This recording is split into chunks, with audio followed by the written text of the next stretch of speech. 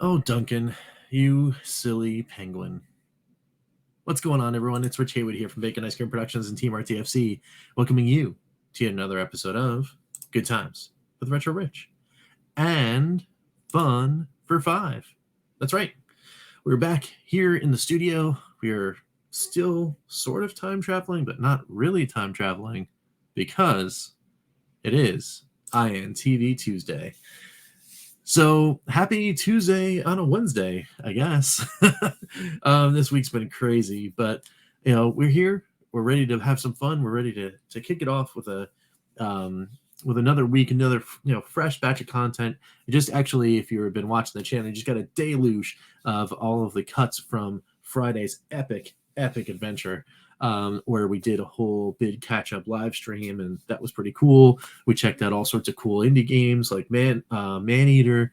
We went through the Atari VCS and played some Centipede Recharged. Then, of course, we did the 22-minute high scores challenge issued by Eric of the Evercade fans group, not official, on Facebook. Then we jumped into the future on that Friday night and recorded a preview of what's to come for Dungeon 2 in Golden Axe Warrior on the Master System. So here we are again, back, ready for an INTV Tuesday. And what game is going to be? Well, Duncan the Penguin and his silly adventures going on Thin Ice. That's right. Thin Ice is the game that we're about to play, courtesy of the Evercade VS on Intellivision Collection 1. So without any further ado, let's jump in, play this game for about 5 minutes, then jump back out and say, how do we feel about that? And maybe along the way, maybe get some cool background or something like that if I can look it up as we're going along. So, are you ready? Because I'm ready.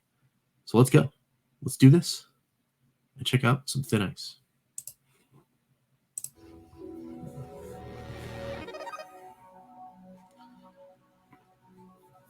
All right, here we am in the box, ready to hit play on Thin Ice here on the Evercade VS. Boy, this thing is really cool, and I'm so happy to be able to have this device, because it's just a really awesome way of playing those games, and I love the Evercade VS controller. I just really love it. So anyway, going to go to. Let's see.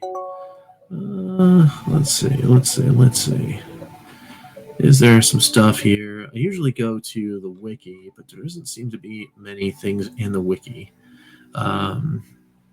So maybe I'll go to here. Nothing really here on Moby Games. There's some stuff, like credits and all that kind of stuff. Released in August of 1986 by INTV Core. What else we have? No other main credits there. So let's go out of there. Why can't I go back? Oh yeah, I can go back. Okay, cool. I don't know, it's weird. All right, so INTV Funhouse maybe. Ooh, this looks it's like a fun romp. Has some ROMs, has some cool things there. You get pictures of the overlays. Nothing really. It just says it's a blast. The title theme is best. Title theme is one of the best little hooks I've ever heard on an Intellivision game. That's pretty cool. If you check out the site Intellivision Lives, you can learn of the fate of the composer. What was the fate of the composer on the BlueSkyRangers.com website? Maybe history and archives. All right, list of hardware. Introduce these games. Nothing there. No. Maybe there was games in their histories, huh? There we go. Let's see if we can go to Thin Ice. Maybe. There we go. Thin Ice. All right, cool. Development history. Proposal demo. Okay. Penguin name contest. The winning name Duncan, submitted by Dave Warhol of Mind Strike fame. Officially became Duncan's Thin Ice. Cartridge size would increase to 8 to 10 to 12K. Oh, that's kind of cool. That's neat. Let's see. I'm intrigued by the composer's history.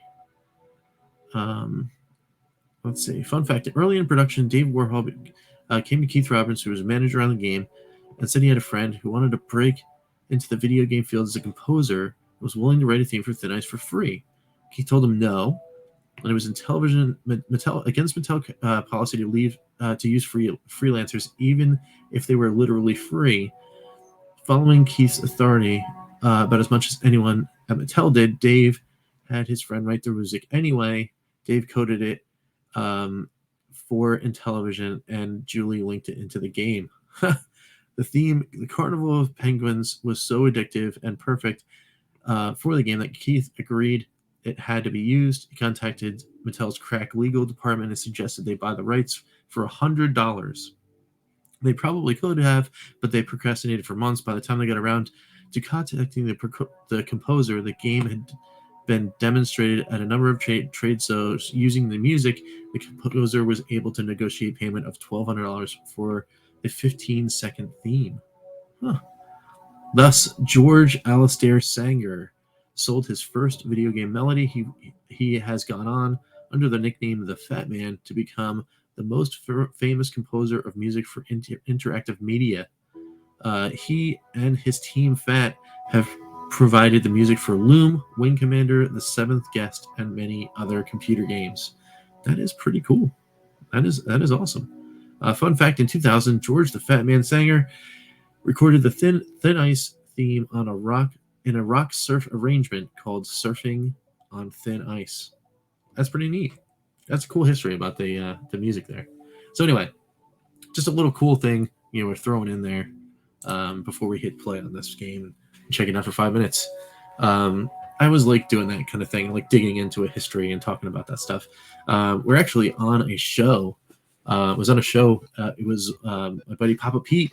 He hit 1,000 subscribers on his channel, so that was pretty awesome. So congrats to him. But I was on his celebration live stream where Tommy Tallarico was actually on that live stream, and he mentioned that very fact. He mentioned the composer's name, and I just wanted to go ahead and check it out and see what was going on. So here we go. Thin Ice. What is going on? You are a penguin who's just literally skating on thin ice, causing antics. Your job is to make all of your penguin friends, not the seal. Well, you can make the seal fall, but not when he's mad like that. You're supposed to make all of your penguin friends dive into the ice and fall in. It's actually not. It's kind of rude. Actually, it's kind of not nice. I don't know why he's doing that. Why is Duncan mad? Why? What is his motivation? The seal. The seal is getting you. He's after me. He's trying to protect the seal friends, or the penguin friends. Can I take him into the water? Here.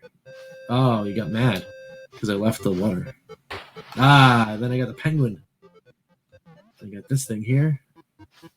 Oh, he get in here, right? Get around here. Boom. See ya. You get all your friends into the water, and then I guess Duncan gets on a Zamboni and Zambonis the ice, and he's like, all right, let's do this again. Come on, friends. Let's go on another adventure. And go right back in the water. It's so mean. It's rude, but fun. It's a very rude and fun penguin. Oh, here he is. There's the guys. He's still mad. Make him mad. Here's this polar bear. Can you put him in the water?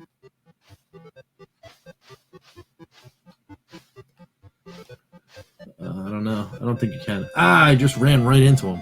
I don't know why you did that. I will say this, though.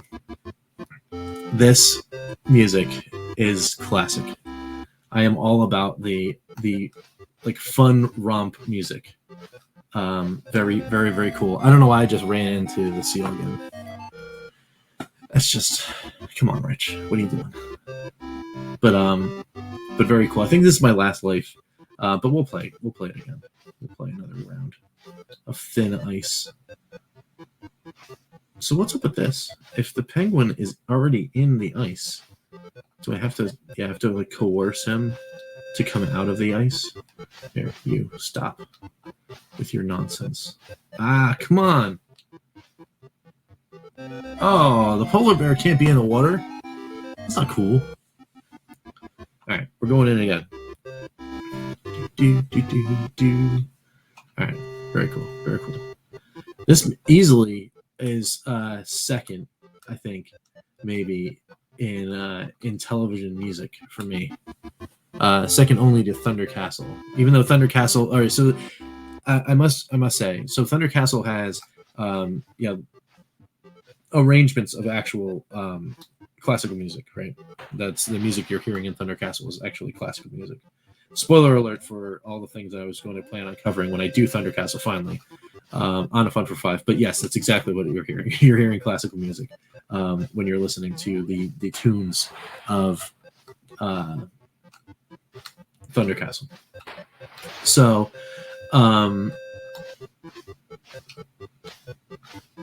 there we go. Got him. So this is all of course original music. We just read the story of the original music. So this theme is very, very cool. And of course, I mean, I'm also partial to the themes and music of not my dog. I am partial to the themes and music of Bump and Jump as well. But but there are like you can hear that in a lot of different all the different versions of the game. Although I do prefer the Intellivision version of Bump and Jump to just about anything else. I think it is the superior version of the game. Although I did play in my entire young adult life, I played the 2600 version of the game because I didn't have an Intellivision handy. But still, Bump and Jump is rad. It's a great game. In fact, actually, wasn't Bump and Jump for the Atari 2600? Wasn't that a game that was one of those converted cartridges from? How did you get me? That's weird. One of those converted cartridges from what you would call it? Like originally on Intellivision, but on Intellivision, like Astro Blast and all that kind of stuff. Wasn't it like one of those games? Oh, get out of here, Seal. Maybe I could just make him go away.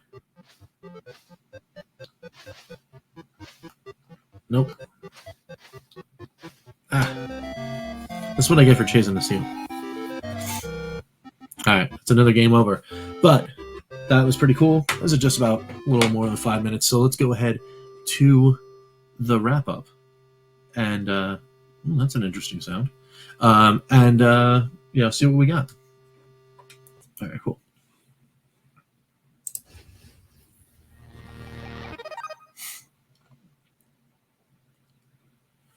All right, folks, we are back in action off of the INTV Tuesday dip into some Thin Ice with Thin Ice on the Intellivision Cartridge 1. So, what's the verdict? What is the verdict? Did I find the fun in this? Is this a yeah, but? Is this a not great? No, of course not. Of course not. Yes, the fun is found. Of course, the fun is found in this. It's a pretty awesome title. I one of my favorites on Intellivision for sure. And I like those kind of games. I like the puzzle games, like the kind of like slide to reveal or slide to trap. Or is it Libble Rabble on Namco? There's Glass on, what was it? Is it Galeco or Technos or one of the arcade carts? Has that new game that I had to edit because of the, whatever. And then Thin Ice, it's another cool game. I like Thin Ice. I think maybe a little bit above any of the others because of the it's real playful. It's real fun, and I dig that. But what do you guys think? do you guys think? Tell me down below in the comments. Hey, you know what? The Nice is a great game, or like, I liked it, but it was whatever. And or hey, that crazy story about the guy and doing the music for free and then wound up getting $1,200, which back then was a pretty good payday. Who knows? Let me know down below what you think of that. And that's about it for this episode. I'm going to go right back to it for Question Mark Wednesday, as it is still Wednesday. I'm going to go right in and record a Question Mark Wednesday for us and dig in for some indie gold there. But until then, we will catch you next time for some good times. I'm Rich, and we will see you later. All right. Take it easy, guys.